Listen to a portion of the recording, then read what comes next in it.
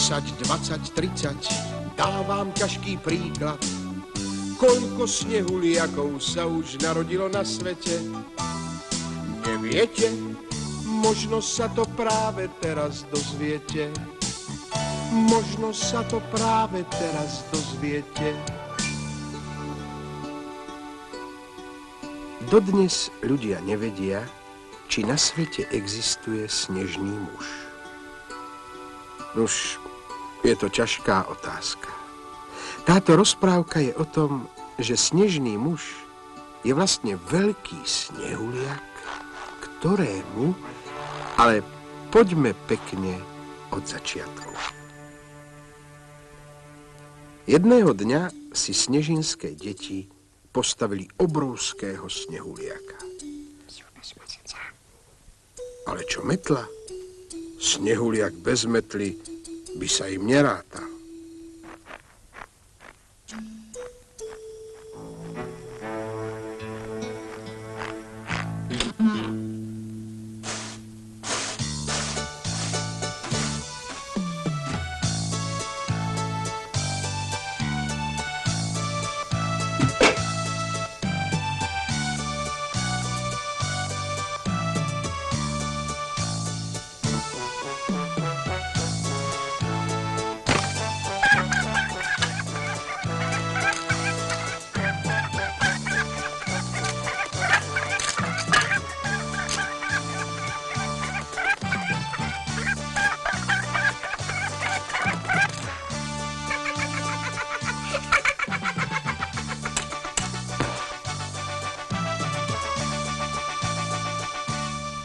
A u nás v komore máme takú, že nikomu nebude chýbať.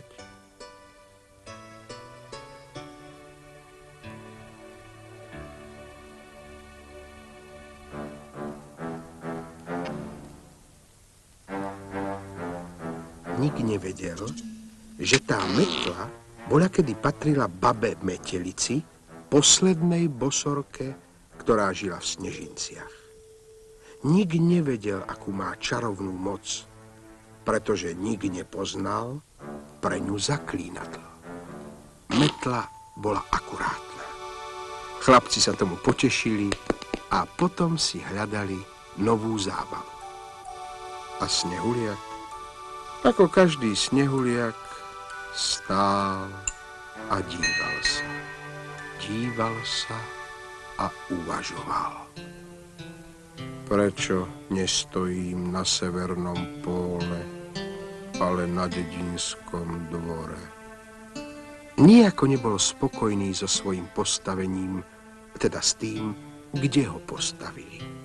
Byť tak vo veľkom Vločkovom, to je aspoň krásne mesto. Môcť sa tak pohnúť z miesta, nestál by som tu ani minútu. A tá metla, aké šťastie ma môže postretnúť s metlou v ruke.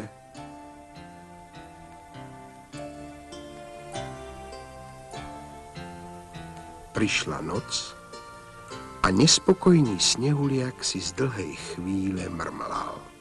Metla, metla, metla. A potom naopak. Altem, altem, altem.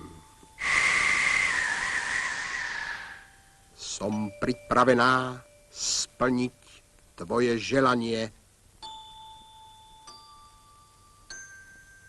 Som pripravená splniť tvoje želanie. Zopakovala čarovná metla, lebo to bola ona, nikým nespoznaná. Nik nevedel, že stačí iba 3-krát za sebou povedať metla odzadu a metla ho bude poslúchať na slovo. Nechcem byť snehuliakom v Snežinciach, chcem stáť vo veľkom Vločkovom na námestí.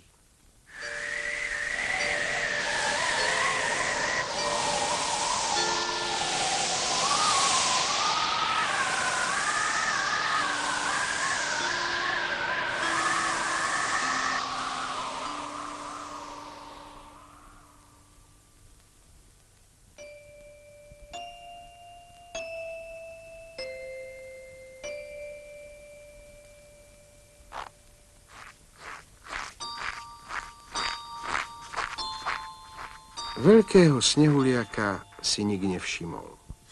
Za to snehuliak si dobre všímal ľudí.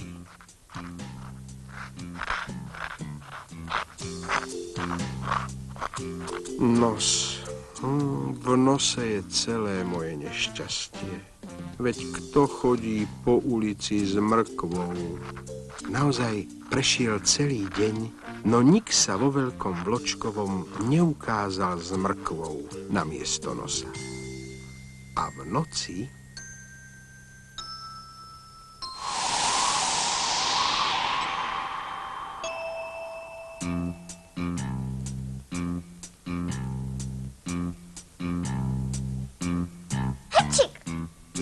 na druhý deň si ho už každý všimol. Istotne nemá pre seba stavebné povolenie.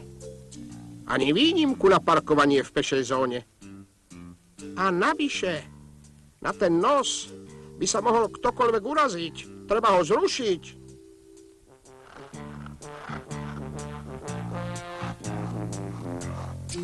Nie. Nos nie je najdôležitejší. Najdôležitejšie na ľuďoch je, kto sa ako oblieka. Chcem vyzerať ako človek. Nechcem mať na hlave hrniec, ale baranicu. Namiesto 3 uhlíkov chcem slovenský kožuch a navyše 1 metla. Namiesto teba chcem do ruky kožený kufrík. Metla sa urazila a ocekla. Ako chceš.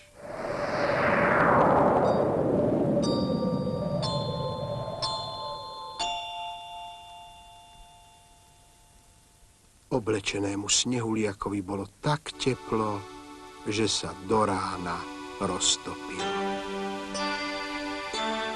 V okresných novinách potom uverejnili správu, že vo Veľkom Vločkovom sa našli stopy po snežnom mužovi. A čarodejná metla. Možno, že sa nepremenila podľa snehuliakovho želania a dodnes stojí opretá kdesi v kúte. Druhá možnosť je tá, že sa premenila na kožený kufrík a koluje medzi ľuďmi v tejto podobe. A ľudia veria, že sa im s jeho pomocou podarí zmeniť svoje postavenie. Kto vie, či niekto príde na formulku Kir fuk, kir fuk, kir fuk.